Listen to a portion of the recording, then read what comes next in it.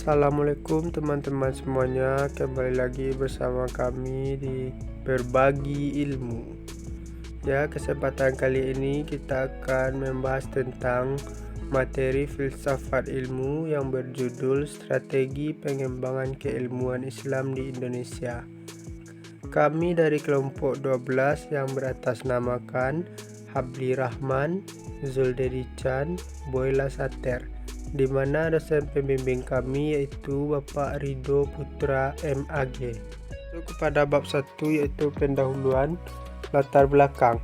Pendidikan pada hakikatnya merupakan suatu upaya mewariskan nilai yang akan menjadi penolong dan penentu umat manusia dalam menjalani kehidupan, dan sekaligus untuk memperbaiki nasib dan peradaban umat manusia.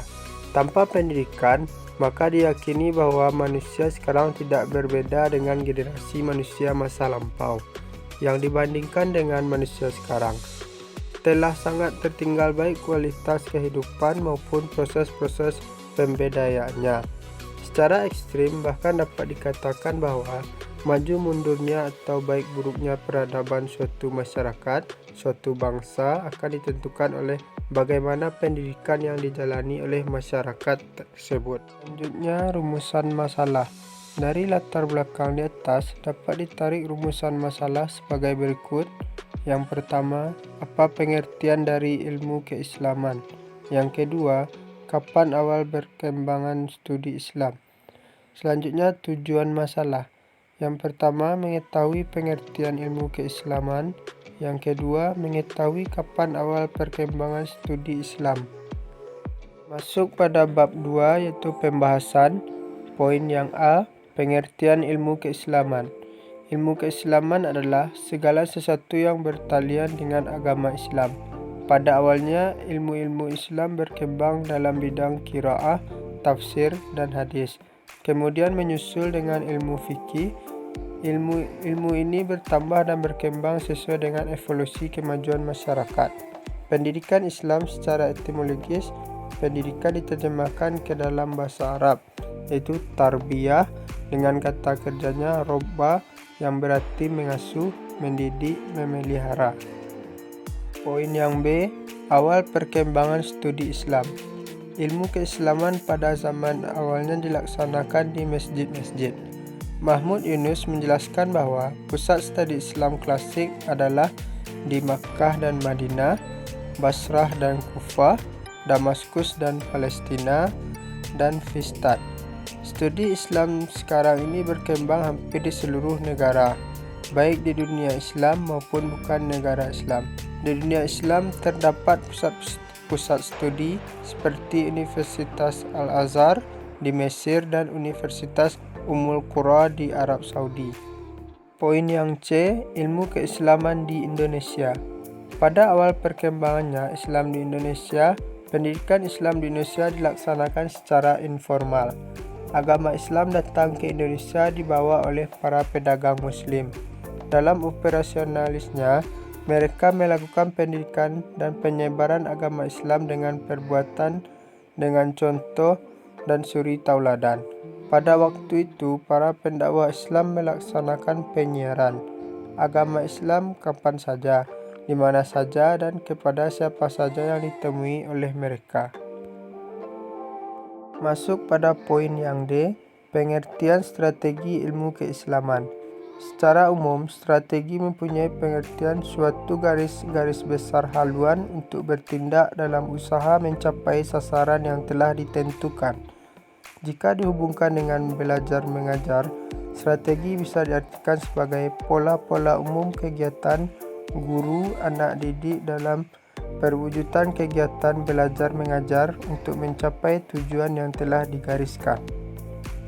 Poin yang E, paradigma dan strategi ilmu keislaman. Paradigma sistem ilmu keislaman yaitu 1. Islam meletakkan prinsip kurikulum, strategi, dan tujuan pendidikan berdasarkan akidah Islam. 2.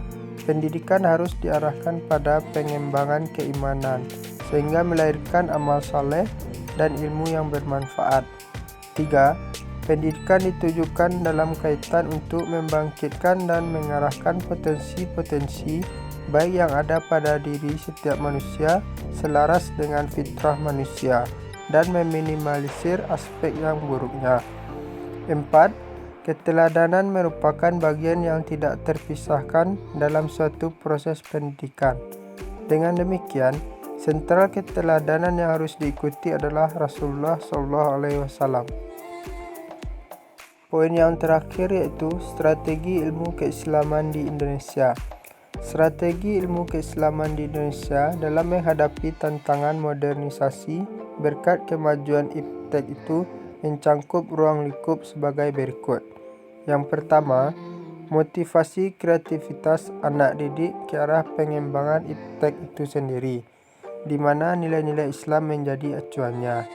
Yang kedua, mendidik keterampilan memanfaatkan produk iptek bagi kesejahteraan hidup masyarakat pada umumnya dan umat Islam di Indonesia. Yang ketiga, menciptakan jalinan yang kuat antara ajaran agama dan iptek dan hubungan yang akrab dengan para ilmuwan yang memegang otoritas iptek dalam bidang masing-masing. Yang keempat, menanamkan sikap dan wawasan yang luas terhadap kehidupan masa depan masyarakat melalui kemampuan menginterpretasikan ajaran agama dari sumber-sumbernya yang murni kontekstual dengan masa depan kehidupan manusia. Masuk kepada bab ketiga, penutupan. Yang poin pertama yaitu kesimpulan. Dari pembahasan makalah di atas, maka dapat kami simpulkan bahwa ilmu keislaman adalah segala sesuatu yang bertalian dengan agama Islam. Poin selanjutnya yaitu saran. Dengan adanya makalah ini, kami harapkan kepada mahasiswa dapat mengetahui dan memahami tentang filsafat ilmu lebih khusus lagi mengenai strategi pengembangan keilmuan Islam di Indonesia. Demikianlah video ini kami buat. Semoga bermanfaat bagi mahasiswa semuanya. Dan jangan lupa kepada teman-teman mahasiswa semuanya untuk like, comment, share, dan subscribe. Karena subscribe itu gratis ya teman-teman. Sekian, Assalamualaikum.